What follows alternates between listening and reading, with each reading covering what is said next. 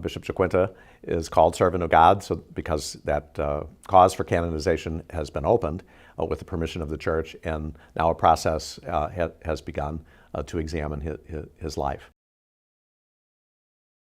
If anyone should be or could be a saint, canonized saint, it could be him, because he has all the qualities and he has all the fruits of his labor to show that his work continues in the Church today.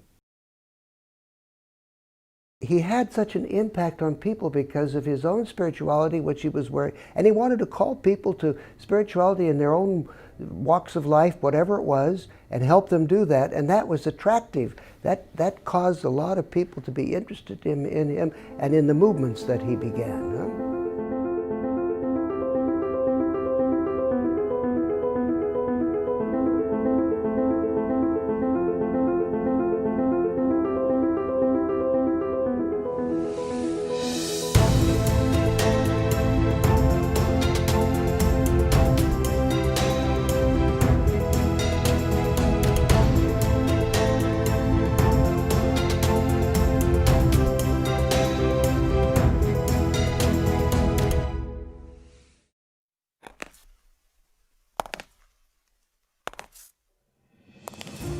From the stories passed down to us in the Bible to our own ongoing stories that we add to and share each day, stories bring us together. Stories are vital to who we are. They educate, inform, and even entertain us.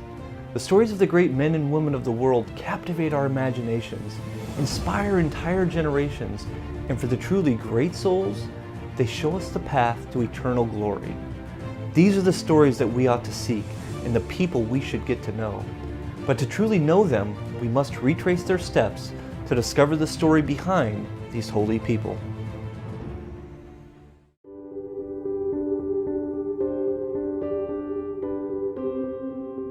The story of Guglielmo Giaquinta, to be sure, is inspiring and a great picture of holiness.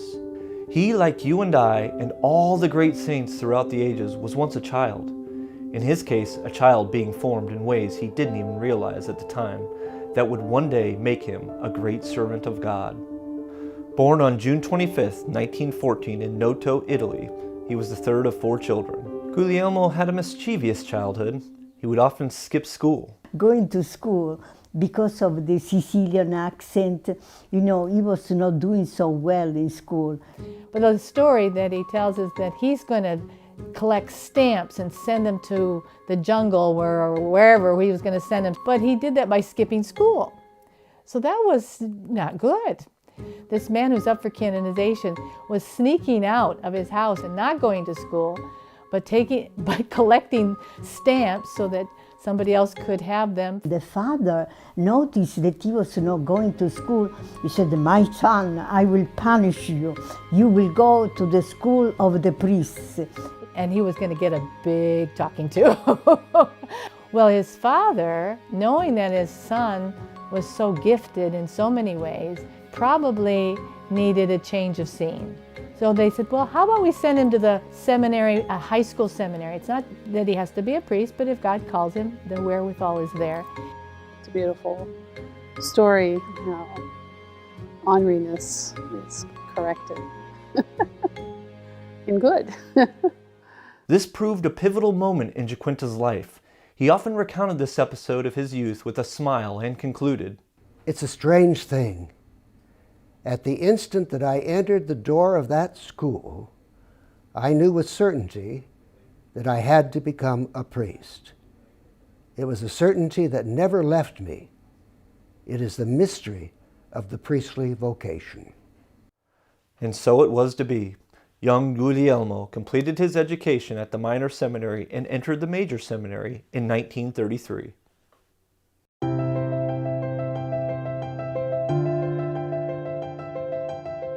On March 18, 1939, Giaquinta was ordained a priest.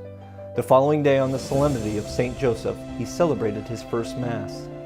Thus, Father Giaquinta found for himself an unexpected patron in St. Joseph, who became a constant point of reference in his heart. He later made St. Joseph the patron of the Institute of the Apostolic Oblates. It is well known that Bishop Giaquinta was a hard worker and didn't waste time, so I think he got, St. Joseph was a model for him in his life.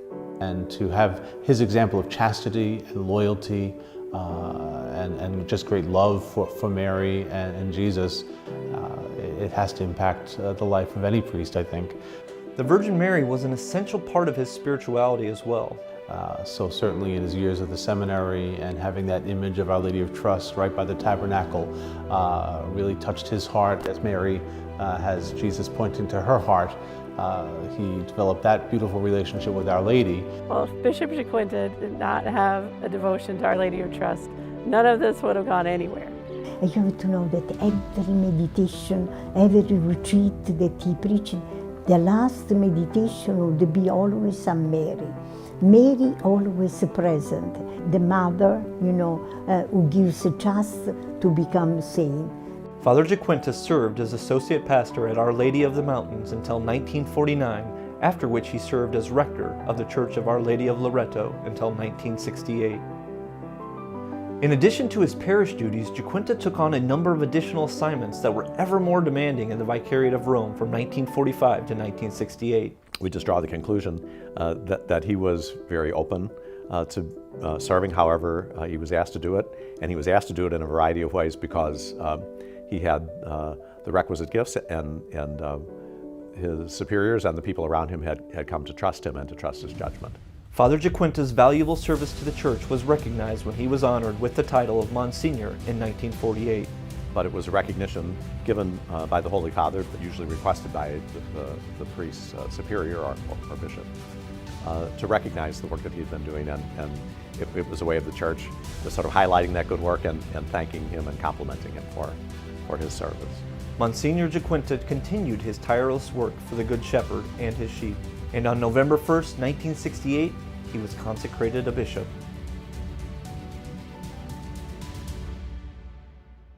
For my whole life, I will wear this ring as a symbol of the mysterious spiritual marriage between my soul, my priesthood, and the church and the Diocese of Tivoli. The priest and the priesthood were for Bishop Giaquinta's entire life objects of his fraternal solicitude, his continued prayer, and the passion of his heart. One of the main reasons that he founded the Institute of the Apostolic Oblates was for them to pray for and support priests. And then he started this institute, the Apostolic Sodalus, to help strengthen priests among themselves. He did everything he could that he could think of to help priests be who they are. And so what he did for priesthood is he presented through the theology of priesthood through the Apostolic Sodalus and the Cenacles a structure, a rule of life that we could really follow that would truly guide us along the road to holiness. He centers that spirituality for priests in the cenacle, at the Last Supper, where it all began. The spirit of the cenacle is about the brotherhood of priests. That is, we all strive to be holy as priests. We don't do it as lone rangers. We do it as a body of brothers. So it is no surprise that the central objective of his pastoral activity was always vocations, and in particular, priestly vocations. God used the Pro Sanctitate movement as an instrument to call me to priesthood.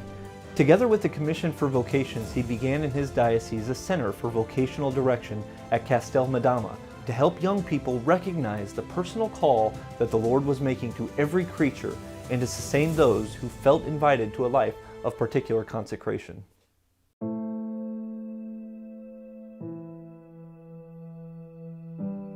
Who was Guglielmo Giaquinta? He was the most meek, humble, gentle person. Little shy, I would say, very reserved. But he was a down-to-earth, gentle, holy man, very approachable. Obispo Guillermo Giaquinta es una persona muy espiritual que nos han enseñado y me gusta mucho sus oraciones. He was very gentle, very much a father figure for everyone. Simple, not putting on the airs of, look at me, I'm a bishop, just wanted to be part of everyone else. his character exuded holiness. You know when you are in the presence of a holy person.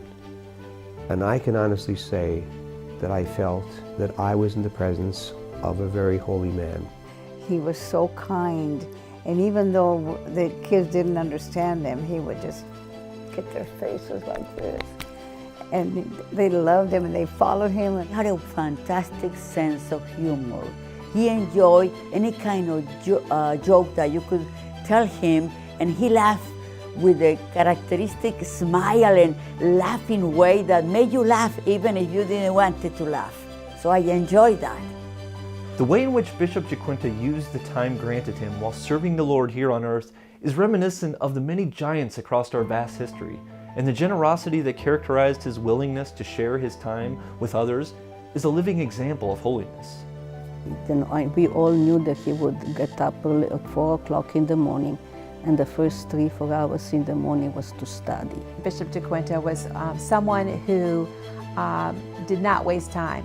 All the time that he spent, he recognized was a gift from God to do his work. And so from the early morning, he studied, he prayed. From 3:30 until 8:30 p.m., listening to confession, listening to spiritual direction.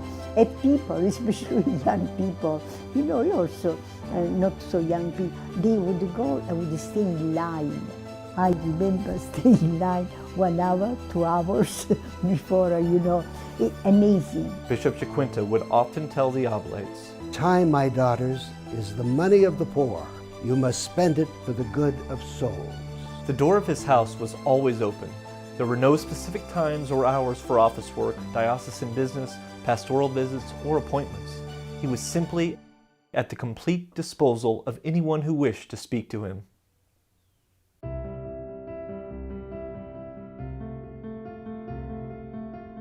What he taught, he lived first. He was a credible teacher because he was an authentic witness. Through his teachings and the examples that he left behind, we are able to learn that everyone can be a saint. Bishop Giaquinta's teachings continue to help instruct the faithful today. If you read anything or if you're in a group sharing on any of his writings, it's like you just received it from Italy today. Bishop Giaquinta's teachings have kind of been infused into my life one drop at a time. And one of the things that really sticks with me is his encouragement to never tire of starting over. His philosophy is do the maximum and not the minimum. His writings have had an impact not only in the small groups of people, the Pro Sanctitate movement, but also the universal church. He had a profound sense of the values of the culture and was convinced that an essential task in spreading God's word of love and making it part of the historical fabric required the joining of culture and faith, culture and the gospel. His understanding that as the family goes, so goes the culture. And so the importance of good, holy families in shaping the culture that we live in today, and that it's only through people feeling like they have a loving place to go to. Beginning in 1957, in preparation for the day of universal sanctification, Father Giaquinta presented a series of conferences to correlate holiness with every human, social, and ecclesial situation. The intent was to concretize holiness and dislodge the notion that it is reserved for an elite few. When I was writing my thesis on the Pro Sanctitate movement, I read a lot of his material, and it all just came together as truly calling us to holiness. I really never heard that term before. To give you a sense of their breadth, some of the topics included holiness in the workplace, holiness in the family, the relevance of the saints, the laws of the church in the service of holiness, the saints and the ecumenical councils, holiness in the parish, holiness and the student, holiness in health, holiness and character. And all of this, I think, has its roots in those early writings of Bishop Giaquinta, as he spoke about the universal call to holiness. He just has this kind of fire for God, in his writings. That's what he wanted our founder, to be holy in every which way that we are. The mother, the religious, the priest, the worker, and every place that you be, you could be really practicing the rules of holiness. Also in 1957, Giaquinta published the first booklet outlining the universal call to holiness, entitled Saints, Are They Born or Do They Become Saints? In this work, he liberated sanctity from everything that made it inaccessible, including the miraculous, emphasizing instead the will of God, who desires holiness for each person. He believed in the lay person's role in the church long before Vatican Council II. He truly believed in his heart that every single person had a vocation to holiness. He truly believed that holiness was not just for the few, as Mother Teresa has said. He believed that holiness was for all. Giaquinta, understanding the power of the media as a means with connecting with people, helped to establish a printing press and 2 publishing houses, La Roxia and Pro Sanctitate. And we have some great pictures of him, behind a radio or a TV, and even just him holding a camcorder and following people around. And so I think that's a great encouragement for us today in an age of great social media to use it wisely, but to use it well. And he did that through all the means available. He was not afraid to use different media, everything that was coming around at the time. He looked into that and used every means available to spread this message. He was decades or even half a century at least ahead of his time. Later in the 1970s, Bishop Giaquinta promoted a fraternal radio program and encouraged many to pursue the creation of television stations imbued with Christian principles. He really was on the cutting edge of using media as a way to promote the call to holiness. He saw the vision that you had to evangelize. There are more than 50 courses of spiritual exercises that Giaquinta preached to the laity, and about 30 that he preached to priests.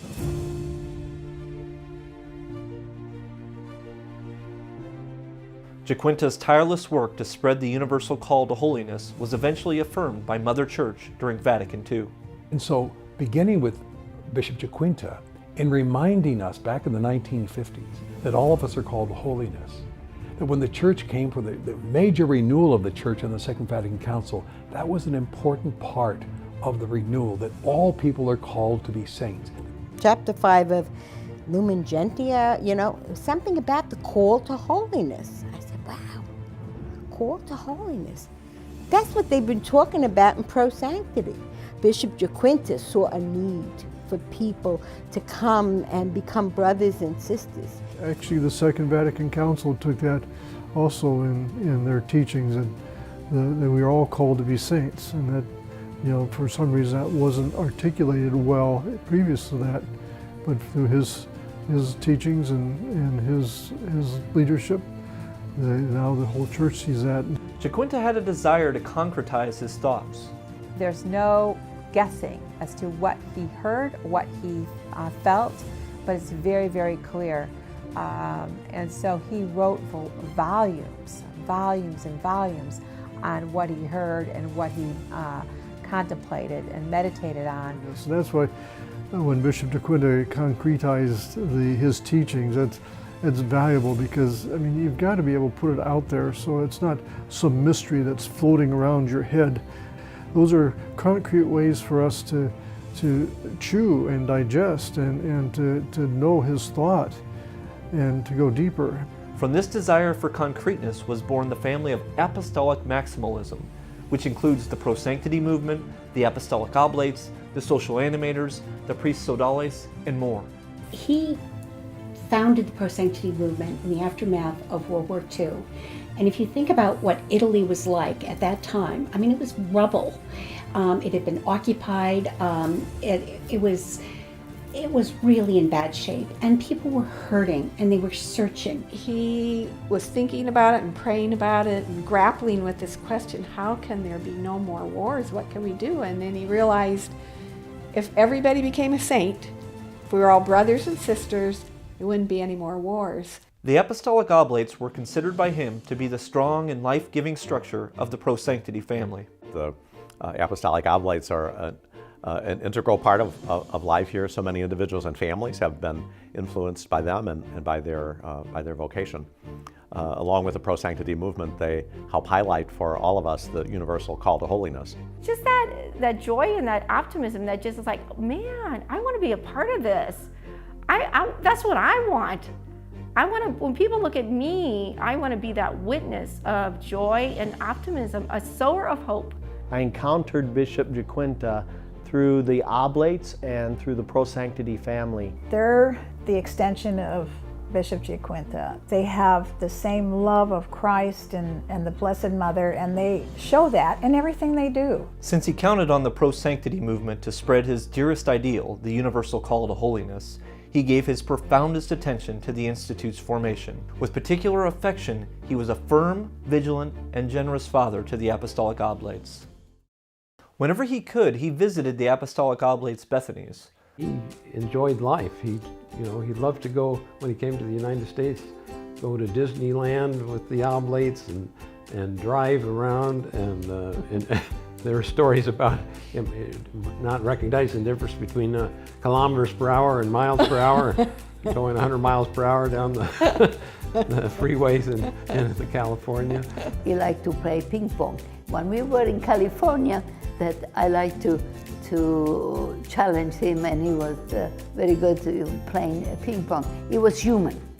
For an extended time, he annually visited New York, California, and Nebraska, as well as Belgium, India, and various Italian cities. The movement continues to attract people worldwide today. The simplicity of the message of the universal call to holiness, it's something that you can come in at any level and then just get deeper and deeper as you learn more and as you grow in holiness. What attracted me to the Pro Sanctity movement were the Apostolic Oblates. So we heard about an event out at Pro Sanctity called the Second Saturday, and they'll bring in a speaker, and you'll have Mass, and it's just a great gathering. And so we heard about it, and the Archbishop was supposed to be there one Saturday last year. And so we ended up going to that. We went to another event shortly, maybe 6-8 months later, and the Oblates remembered who we were, and we were just like instant family, and we haven't stopped going. Es un movimiento que nos ayuda como padres a acercar a los niños a la iglesia. I got interested when I saw that their faith grew and it changed in their life. Escuchaba los anuncios en la iglesia que hablaban de que había un grupo de Pro Santidad aquí abajo en el sótano, y una vez decidimos venir a ver de qué se trataba, y nos gustó, junto con mi esposa, pues siempre vengo con mi esposa, con mi niño, y nos gustó mucho el mensaje que daban, el que todos somos llamados a la santidad. So I like that they have a lot of fun activities for children, and ever since I came, they've welcomed me. También puedo decir que este movimiento es muy importante porque a uno le da confianza, le ayudan a uno a crecer en la fe. As Bishop Giaquinta's service to our Lord here on earth drew to a close, many of his spiritual children who were with him during his last illness fondly recall his hand resting on his breviary when he had neither strength nor voice. It was the last gesture of fidelity to his priestly prayer. On June 15th, 1994, Bishop Giaquinta entered into eternal rest with our Lord. When he died, I was not there, and a phone call came, and I remember that we were just having lunch. We all got up and went to the chapel to pray. At his funeral, nearly 100 priests concelebrated Mass with Bishop Reganesi. And so many people, so many bishops, priests, Pro Sanctity members, oblates, sodalas, social animators, the whole family was there. As his casket processed out of the basilica, fittingly, a song that Bishop Giaquinta composed in honor of Our Lady of Trust was sung. The funeral, there were especially so many young people, What impressed me was just the young people. They came from Sicily, from Salerno, and they sang so beautifully, Just really, it was a tribute of joy, of a celebration of life, and it was amazing, to see.